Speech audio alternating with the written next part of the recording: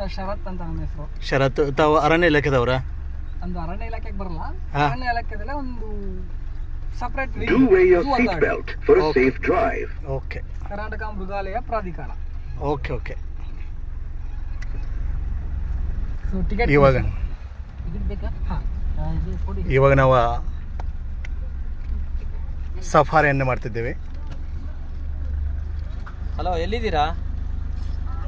ಹಾಂ, ಎಲ್ಲಿದ್ದೀರಾ?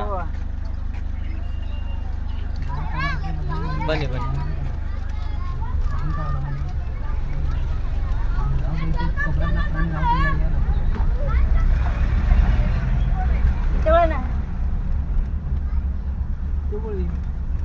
ಇದು ಗೇಟು